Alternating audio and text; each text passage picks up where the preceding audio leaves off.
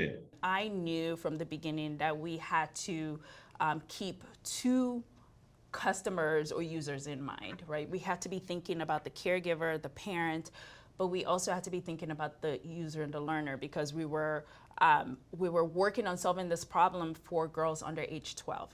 That can be very challenging, to be honest, because now you've got two people that you're trying to meet their needs, two groups of people. So for us, the way we did that was with parents, we listened a lot.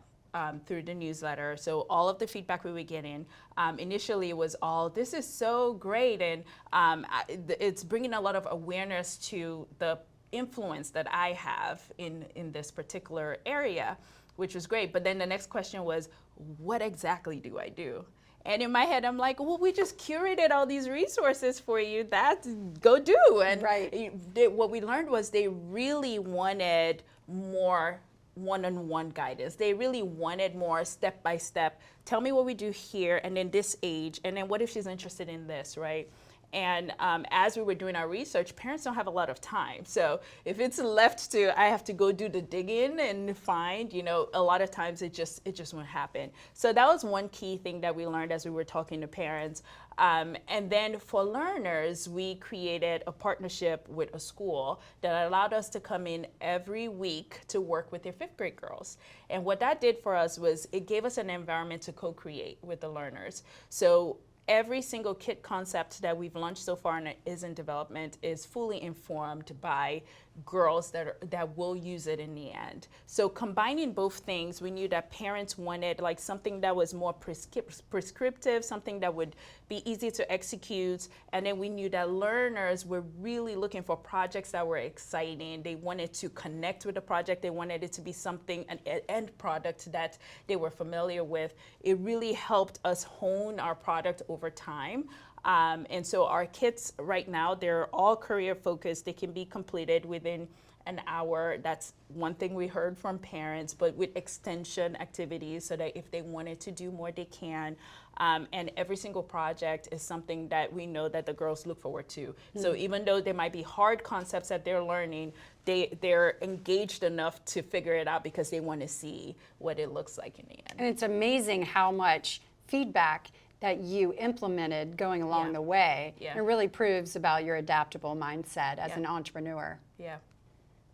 So when the problem was identified and you recognized that parents are having a problem identifying opportunities for their girls to learn more about STEM, how did you find more parents? How did you access this target market? We knew from the beginning that just marketing to parents was going to be hard because that's such a huge market, right? So we needed to find a way to segment the market so that it was actionable. We could find them easily. We could talk in all of our content and marketing in a way that they could recognize themselves.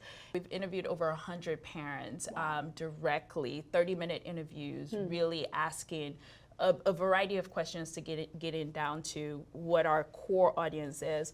And some of the things we found that helped us narrow our audience down, one, we found that when we're talking about educational activities and supplementing activities within a home, the research showed, our interview showed that the mother figure in the home was spending the most time doing all of the research and the discovery, which we were trying to help with the discovery. Mm-hmm. So that's really who our target is.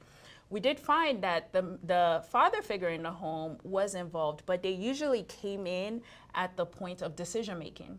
And many times they were co-signing what was already like selected or decided. And then unless they really had strong objections, really they would default to that mother figure that's like, done all the work research. And so that was one big finding for us.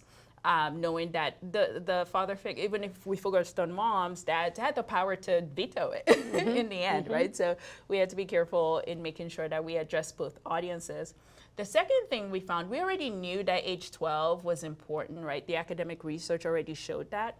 But what our interviews validated was hearing parents say, so under age 12, they were still taking it upon themselves to find the activities, sign up for things for their child. The parents that had older kids felt that they let their child take the lead once they got into middle school, and then they were basically just as they were co-signing essentially.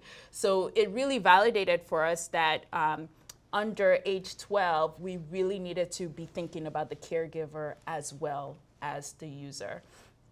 So right off the bat, that helped us narrow down to moms of elementary age girls. There were a few other things that helped as well to sort of further segment the market. And, in general, you can decide how high or how low you want to go. So for example, we learned that working moms in particular were looking for ways for the little bit of time they had with their family to count for more, right? So if you had a product that offered learning and bonding, that was a winner, right? So that was important for us to know. They also felt specifically that they could afford any supplemental activities that their child needed. So we knew that working moms in particular felt that, hey, if I need to spend to supplement, I have no problem with that. The second sort of micro segment that came out of our research was we found that parents of kids going to public schools were more actively looking for things to supplement education wherever they felt that there was a gap with their local school. And we found that more than parents that sent kids to private schools. They felt like they had it all covered. And so it helped us sort of just think about those small pockets where we can be more specific. If we were, for example, marketing to a group of moms in a city, now we could look and say, like, can we go through the public school system and figure out how to reach those parents, right, and segment that way. In those 100 interviews that you conducted, was there anything earth-shattering that you discovered where you're like, wow, I'm very surprised to learn this particular thing about the problem? Yeah, I think there were a lot of things that were surprising, which is what good customer discovery should do, right? Like, it should really help you see things more clearly. But a few things. One was really how big that gap was. So the specific questions we asked parents was, on a scale of 1 to 10, how would you rate your interest in exposing your daughter to STEM careers and activities? And on average, it was a 10. Everybody was like, yes, 10, it's the future. And parents can see their jobs changing, so it's very clear that this is where the future is. And then we followed up with the question, how would you rate your ability to facilitate informal learning and help facilitate that learning along your child's interest? And on average, it was a 4.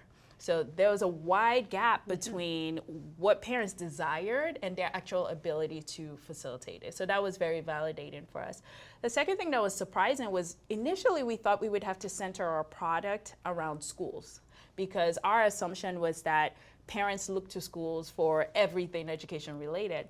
But it just never came up when we were asking, how do you fill that gap and what do you look to fill that gap? They just were not thinking about schools as where they would find informal education resources. They were pretty stuck in, like, you go to school and you get the math, the science, the traditional learning, and then I know somehow, some way we got to expose you to careers and other things. So that was interesting for us, and it helped us actually focus directly just on parents.